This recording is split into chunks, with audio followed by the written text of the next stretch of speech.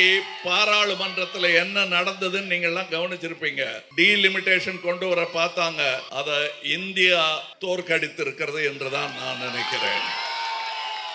இதுதான் ஆரம்பம். தமிழகம்தான் அதற்கு முன்னுதாரணம். இது செயின்ட் ஜார்ஜ் கோட்டை மட்டுமல்ல, தமிழ்நாடே இனி ஒரு கோட்டை. சுயமரியாதையை, தன்மானத்தை, மொழின்னு சொல்லும்போது நான் தமிழை மட்டும் சொல்ல, மராட்டியை, மணிப்பூரில் பேசும் பாஷையை, எல்லாவற்றையும் காப்பாற்ற போகிறவர்களுக்கு முன்னுதாரணமாக நிற்கிறது தமிழகம். இன்று நாடே உணர்ந்திருக்கிறது அண்ணா சொன்ன விஷயத்தை. இப்பொழுது நாங்கள் சற்று அமைதியாக இருக்கிறோம். நாடு போர் முனையில் இருக்கிறது என்பதனால். ஆனால் நாங்கள் முன்வைத்த குரலுக்கான காரணம் இன்னும் அப்படியே இருக்கிறது.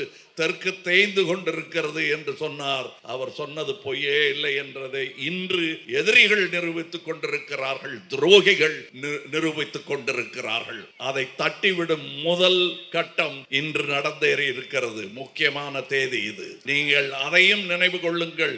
இன்னும் போர் முடிந்த பாடில்லை. எலெக்ஷன் முடியுமே தவிர தமிழ்நாட்டின் போர் முன்னணியில் நிற்கும் அந்த வீரம் எல்லாம் இன்னும் அதிகரிக்க வேண்டும் என்பதுதான் என் வாழ்த்தும் எதிர்பார்ப்பும். உயிரே உறவே தமிழே. வணக்கம். வில்லிவாக்கம் தொகுதி எனக்கு புதிதல்ல. பள்ளி தோழர்களே எனக்கு இங்கே வில்லிவாக்கத்தில் இருக்கிறார்கள். நான் சின்ன பிள்ளையில புரசுவாக்கத்தில் படித்தேன். அதனால் இங்கே வந்து ஃப்ரெண்ட்ஸ் எல்லாம் இருந்தாங்க. இங்கே இருந்து அங்கே பள்ளிக்கூடத்துக்கு வருவாங்க. அதையெல்லாம் 67க்கு பிறகு மாறியது. அண்ணா நகர் பெரு நகரமாக மாறியதற்கு காரணம் திராவிட முன்னேற்ற கழகம்தான். இந்த தொகுதியில் இவர் என்ன பண்றாரு புதியவர்னு கேட்டா, இங்கதான் இவருக்கு ஓட்டே இருக்கு. கார்த்திக் திறமையான இளைஞர்கள் அரசியலுக்கு வர வேண்டும் என்பது மக்கள் நீதி மையத்தின் ஆசையும் கொள்கையும் கூட.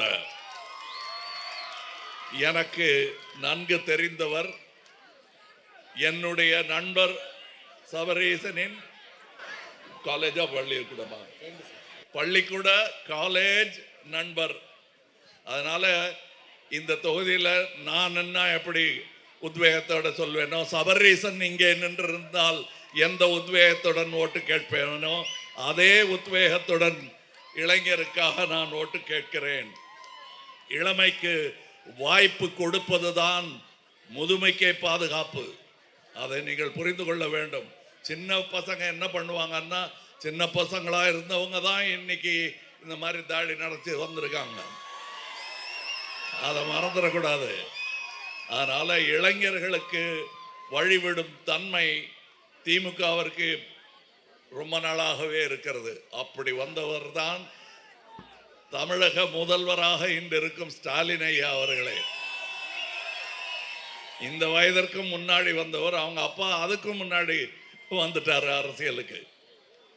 அதனால் இளமைக்கு வாய்ப்பு கொடுங்கள் என்பது வெறும் பேச்சல்ல, நிகழ்ந்து கொண்டிருப்பதன் நீட்சி இது. இங்கே இவர் வந்தால் என்னென்ன செய்வார் என்பதற்கு முன்னுதாரணமாக இதுவரை தமிழகத்தில் நடந்திருக்கும் விஷயங்கள் எல்லாமே தெரியும். அது நாட்டுக்கே முன்னுதாரணமாக இருக்கிறது. நாம் தேசிய ஒருமைப்பாட்டிற்கு பாலம் கட்டுபவர்கள். நாம் கட்டிய பாலம் என்றால் இன்று இந்தியா பூரா பாராட்டிக்கிட்டு இருக்காங்க. நம்முடைய சாதனைகள் எல்லாம் இந்தியா பார்த்து கொண்டிருக்கிறது. நாம் முதலிடத்தில் நிற்கிறோம் என்பது அவர்களுக்கு தெரியும். இவரும் நீங்க வாக்குப்பட்டியலில் பார்த்தீங்கன்னா முதல் இடத்துல தான் இருப்பார், நம்பர் 1. அவர் செய்யும் பணிகளில் இருந்து இவருக்கு வாக்கு மெஷினில் இருந்த நம்பர் தான் நீங்களும் கொடுப்பீர்கள். வேலையில் திறனில் இவர் நம்பர் 1 என்று சொல்ல வைப்பேன். நாங்களும் அதற்கு உந்துதலாகவும் ஊக்கமளிக்கும் துணையாகவும் உறுதுணையாகவும் இருப்போம். இப்போ நம்ம கட்டியிருக்கிற பாலத்தெல்லாம் பாருங்க, ஒவ்வொரு இடத்துக்கும் வந்துக்கிட்டே இருக்கு புதிய புதிய ஏற்பாடுகள். அங்கே பாலம் கட்டும்போது, ரிப்பன் கட்டும்போது பெரிய சத்தம் கேட்கும். என்ன சத்தம்னு கேட்டால் பாலம் கீழே விழுந்துருச்சுங்க. என்ன ஏயா நீங்கள் ரிப்பனை வச்சா பாலம் கட்டினீங்க? இல்லைங்க, செங்கல் வச்சு தான் கட்டணும். அப்போ சிமெண்ட் வைக்கலையான்னு, அதுதான் நீங்கள் எடுத்து போயிட்டீங்களே தலைவரே அப்படிங்கிற நிலவையில் தான் இருக்கு அங்கே எங்கள் வடநாட்டில். அவர்கள் இங்கே வந்து ஆட்சி செலுத்தணும்னு நினைக்கிறாங்க. திராவிட குடும்பம் நான் சொல்லும்போது எது உண்மையான திராவிட குடும்பம் என்பதை நீங்கள் புரிந்து கொள்ள வேண்டும். வேற கழகத்துக்கு போட்டீங்கன்னு வச்சுக்கோங்க, அப்படின்னா என்ன ஆகுங்கிறத சொல்றேன். டெல்லியில் ஒரு பிரதமர் இருப்பார், தமிழக முதல்வரும் டெல்லியில் தான் இருப்பார். அது சரிப்பட்டு வராது. தைரியமா கை தட்டலாம், ஒன்றும் சொல்ல மாட்டாங்க.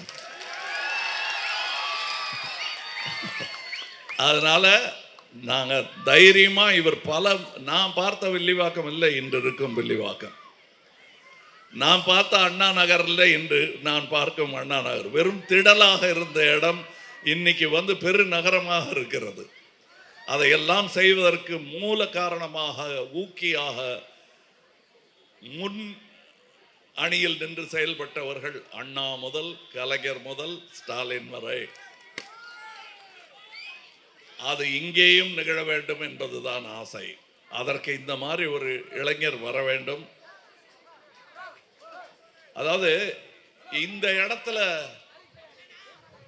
என்ன நீங்க இங்கே ஏன் போட்டி போடுறீங்க, அங்க வந்திருக்கலாமே என்னை எதிர்கொள்ள அப்படின்லாம் சில பேர் பேசுறாங்க.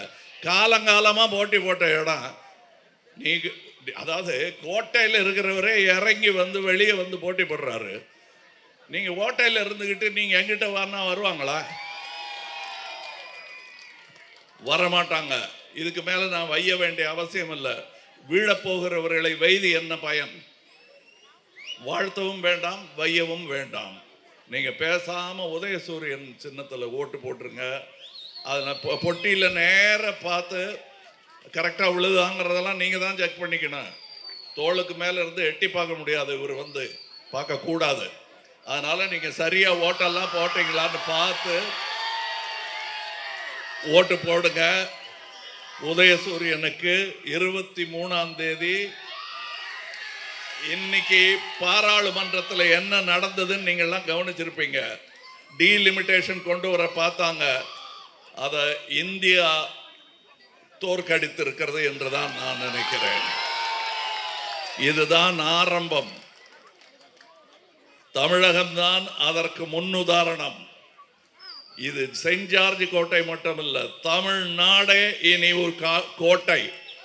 சுயமரியாதையை, தன்மானத்தை, மொழின்னு சொல்லும்போது நான் தமிழை மட்டும் சொல்ல, மராட்டியை, மணிப்பூரில் பேசும் பாஷையை, எல்லாவற்றையும் காப்பாற்ற போகிறவர்களுக்கு முன்னுதாரணமாக நிற்கிறது தமிழகம். இன்று நாடே உணர்ந்திருக்கிறது அண்ணா சொன்ன விஷயத்தை. இப்பொழுது நாங்கள் சற்று அமைதியாக இருக்கிறோம். நாடு போர் முனையில் இருக்கிறது என்பதனால். ஆனால் நாங்கள் முன்வைத்த குரலுக்கான காரணம் இன்னும் அப்படியே இருக்கிறது. தெற்கு தேய்ந்து கொண்டிருக்கிறது என்று சொன்னார். அவர் சொன்னது பொய்யே இல்லை என்றதை இன்று எதிரிகள் நிரூபித்துக் கொண்டிருக்கிறார்கள், துரோகிகள் நிரூபித்துக் கொண்டிருக்கிறார்கள். அதை தட்டிவிடும் முதல் கட்டம் இன்று நடந்தேறி இருக்கிறது. முக்கியமான தேதி இது. நீங்கள் அதையும் நினைவு கொள்ளுங்கள். இன்னும் போர் முடிந்த பாடில்லை. எலெக்ஷன் முடியுமே தவிர தமிழ்நாட்டின் போர் முன்னணியில் நிற்கும் அந்த வீரம் எல்லாம் இன்னும் அதிகரிக்க வேண்டும் என்பதுதான் என் வாழ்த்தும் எதிர்பார்ப்பும். மக்கள் நீதி மையம் நீதிக்கு துணை நிற்கும். இந்த திராவிட குடும்பத்தின் வரலாற்றை இளையவர்களுக்கு நீங்கள் எடுத்து சொல்லுங்கள். நீங்க சொல்லலாம் வயசானவங்க. நீதி கட்சி என்றதில் தொடங்கி இன்று மக்கள் நீதி மையம் வரையில் திராவிடம் பரவி இருக்கிறது என்பதுதான் உண்மை. அண்ணா கோட்டைக்கு பதவி ஏற்க செல்லும் போது நின்ற ஒரு சில பள்ளி மாணவர்களில் நானும் ஒருவன். அங்கிருந்து வரேன். என்னை யாரும் சந்தேகப்பட்டுருவாங்களோங்கிற பயமே எனக்கு கிடையாது. நான் தமிழ்நாட்டு மக்களை நம்புகிறேன். நல் வழியில் நல் தலைவர்களை தேர்ந்தெடுக்கும் அறிவு அவர்களுக்கு இருக்கிறது. அப்பப்ப மேனாமணிக்கு தனம் காட்டுபவர்களை பார்த்து மயங்கி விட மாட்டார்கள் தமிழர்களும் தமிழ் இளைஞர்களும் என்பது எனக்கு தெரியும். இது குடும்பம், வெறும் கூட்டம் அல்ல. அதை நினைவில் வைத்துக் கொண்டு உங்கள் ஓட்டுக்களை, அதாவது நம்பர் 1 ஏற்கனவே தமிழ்நாட்டில் இருக்கு. இப்பவும் அதே நம்பர் 1 நினைச்சுக்கிட்டு இவர் நிற்கிற அந்த சின்னத்தில் ஓட்டு போடுங்க. நாளை நமதாகும், இன்றும் நமதே, நாளையும் நமதே. வாழ்க தமிழ்நாடு. ஜெயஹிந்த். வணக்கம்.